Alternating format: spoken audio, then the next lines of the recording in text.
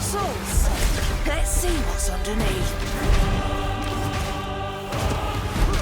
I love a challenge.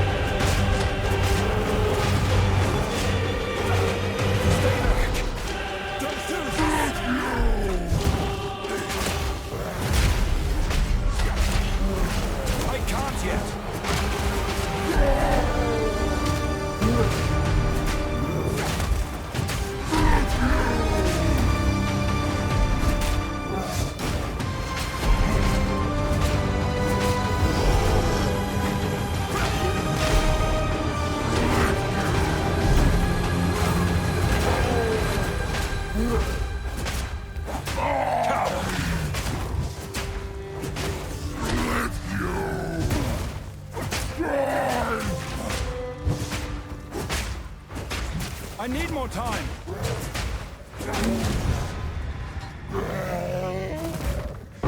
Welcome back, you filthy exiles, and yeah, I've been doing some level testing over the last few days, in particular with a Windblast set up on, funnily enough, the Warbringer.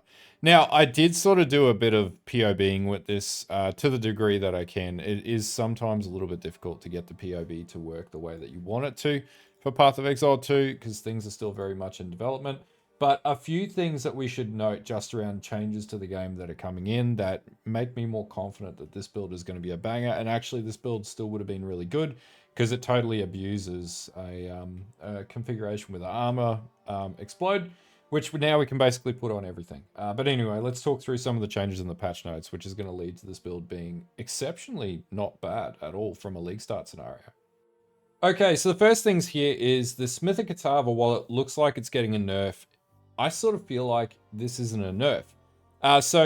Like the big thing here is obviously we're losing some of our life regeneration by 2%, which isn't a massive issue, but we are gaining a huge change with flowing metal, which is essentially giving us, 50% armor to effect over the top of our, elemental resistance, right? Which is pretty good early on, I would say at this stage, but, we have to test this and whatnot. Now, one of the things that we do with this particular build is, we then need to run like a chest that's normal, and getting armor on that's going to be difficult. So we're going to be looking for armor in other places and on the tree to scale that up. But there is somewhat of a defensive advantage for this. I obviously have a tree in here that's Warbringer. I think Warbringer is quite strong with this, but there is a limitation using Warbringer.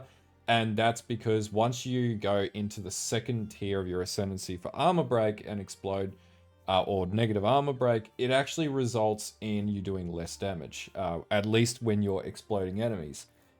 That I'm still sort of struggling with, so you could really take this down the Smith Katava route or the Warbringer route. I'm probably going to go Smith Katava, though with Warbringer you're probably going to be able to get much more armor into the build, and then you have Encased in Jade as well, which is getting pretty significantly buffed too.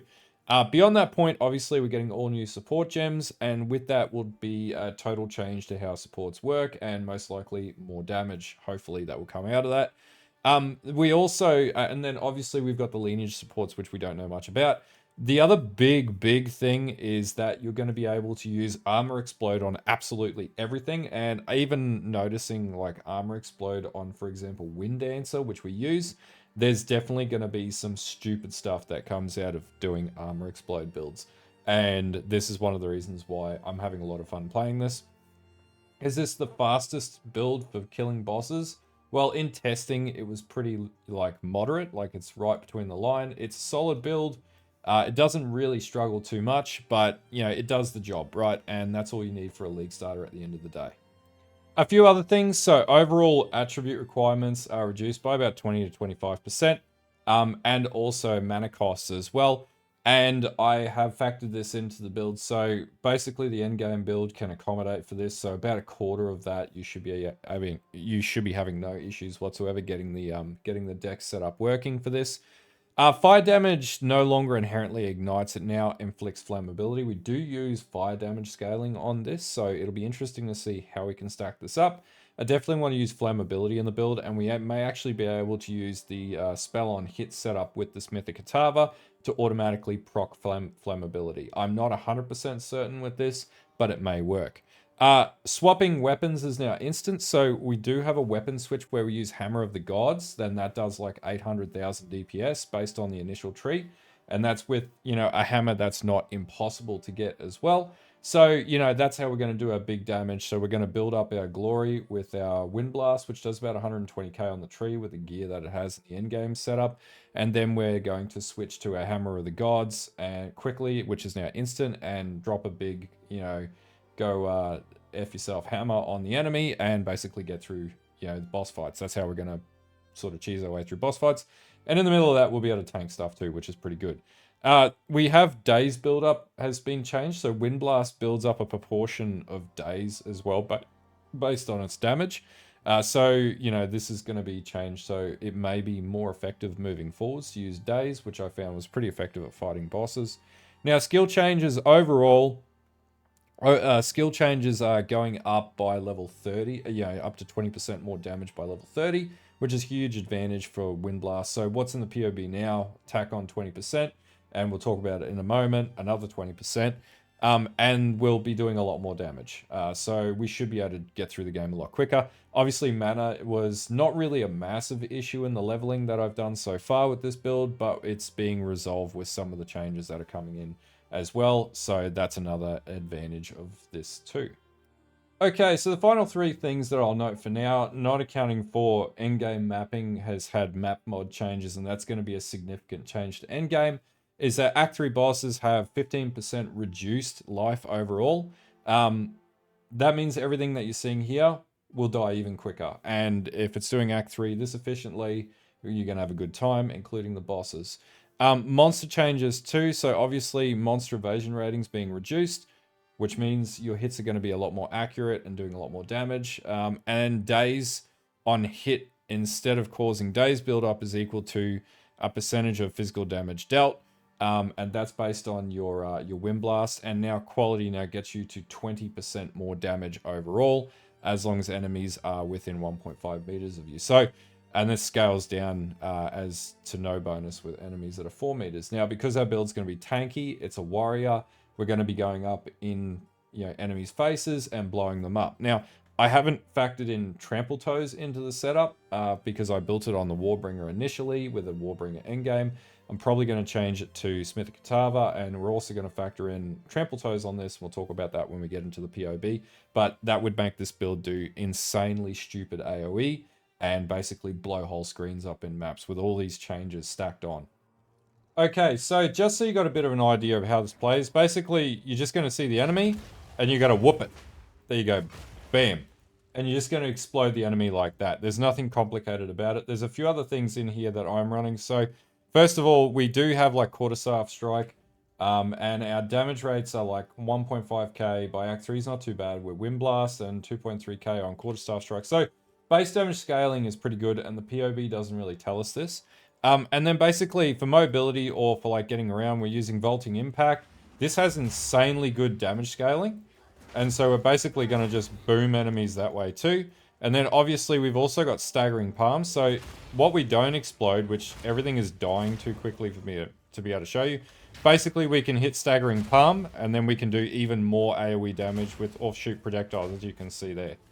So we're going to go in there, boom, and blow enemies up. That's basically the playstyle here. Now I am playing around with Whirling Assault, which does insanely stupid damage too. Arguably, you could do an Armour Explode Whirling Assault setup.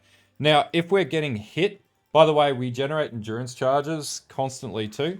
But if we're getting hit, then we do Armor Break with our what was it called? Wind Dancer, as you can see here, and we're using Break Endurance, which is giving us, I think we get endurance charges. Yeah, we gain endurance charges when we fully break armor. Now, arguably, there is actually a way to run like a Warcry setup with that, and then we could basically do some stupid armor break, explode stuff with Warcries.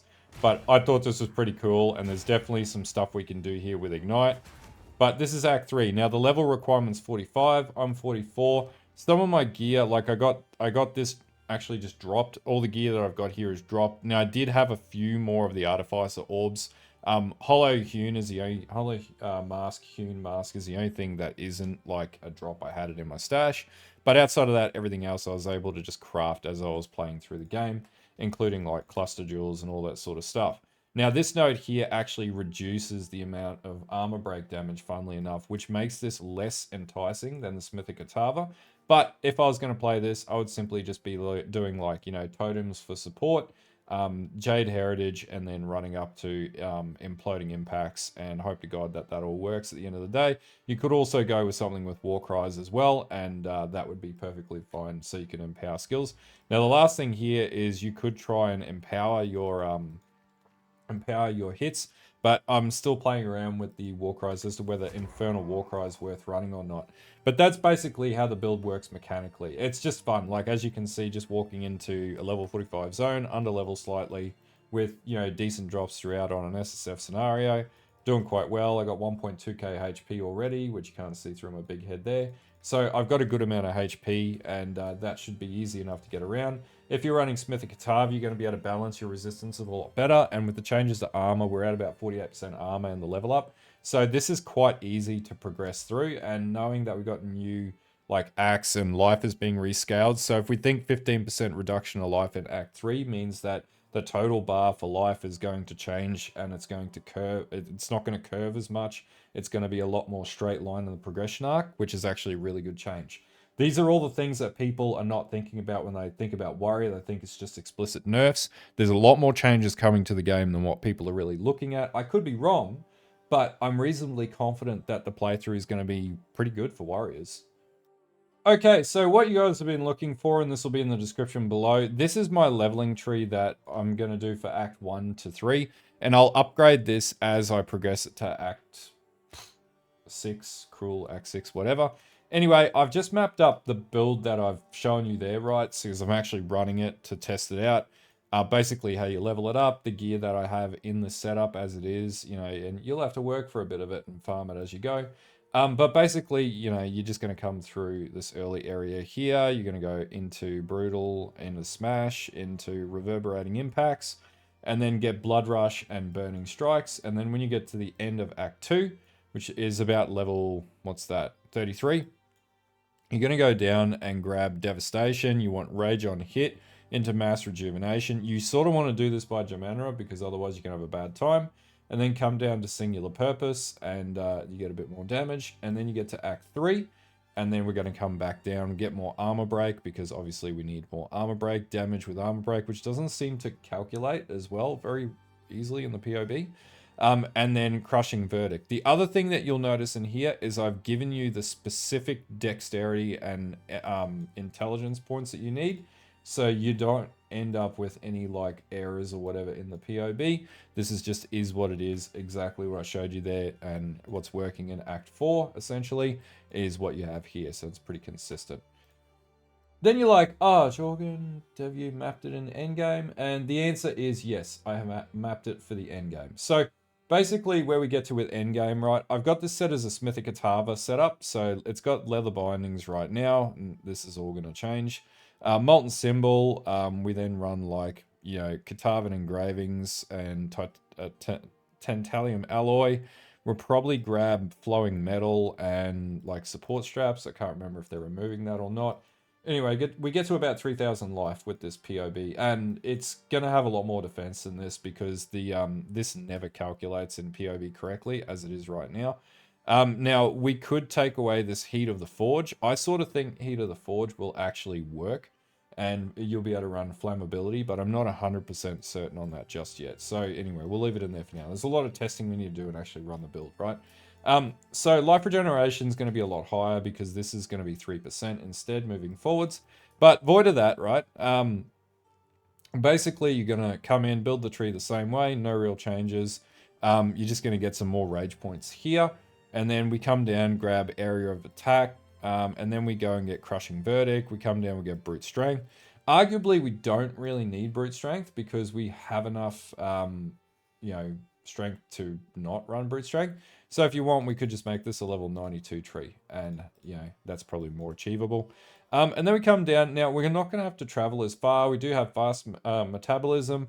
We come down and get Incendiary, which gives us an okay amount of damage. We're going to scale a lot of AoE with this into Iron Reflexes, which may or may not work, but it's worth having. Down into Polymath. Now we could run down into Leather Bindings or something like this. Is all things that I haven't really thought about yet. I like going for Giant Slayer. I really like the node and Sand in the Eyes, and we come up and grab the Jewel Socket here. And then we're going to come back across. We'll grab Fulmination. We'll come and get Blood Magic because it's really effective to have that. Into In Your Face because we want to go close quarters, and Primal Growth after that, more AoE.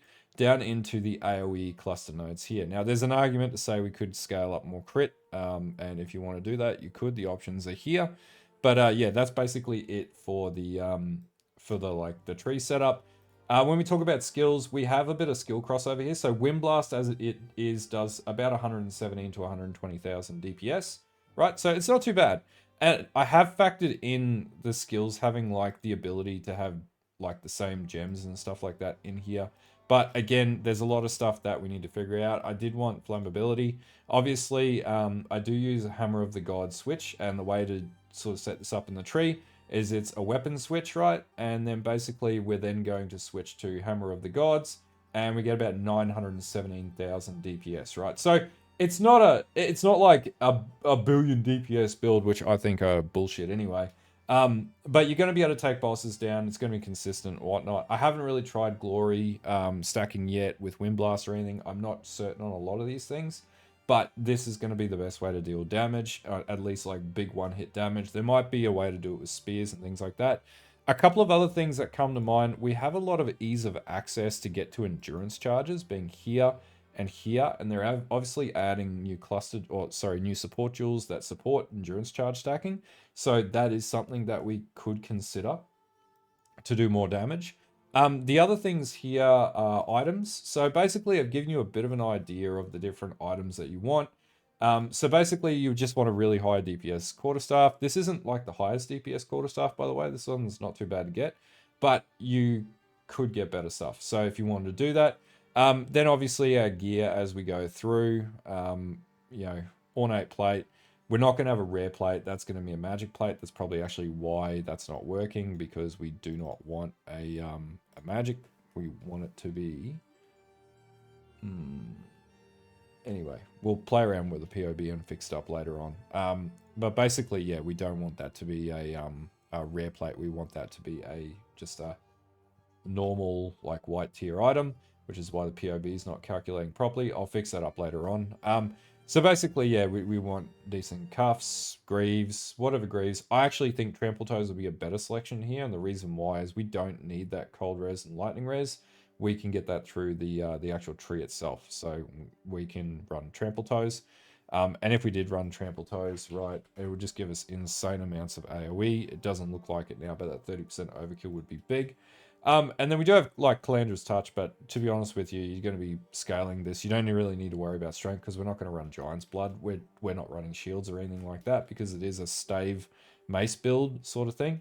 You could get a way better belt than this. I do have just a +3 Prism of Belief, right? Some people will be like, get +3.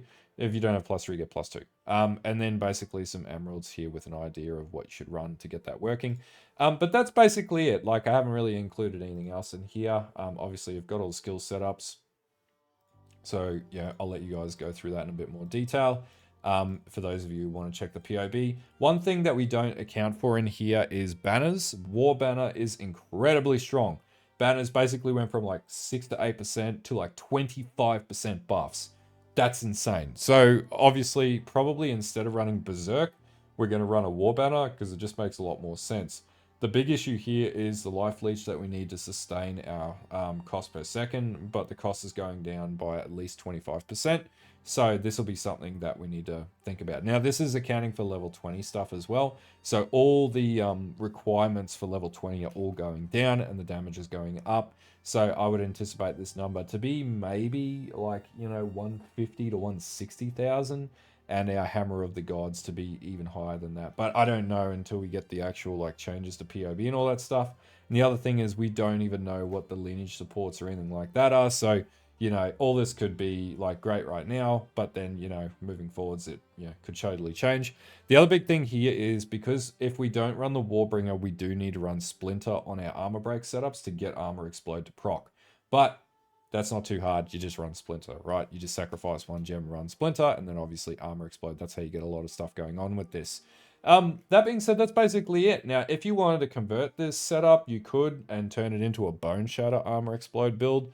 That would be possible. It's going to be sufficiently tanky enough to do that. But yeah, there's a lot of things that you could do with this setup. It's a relatively straightforward and it's something that you could really switch around with, but it's going to work on almost any Armor Explode build.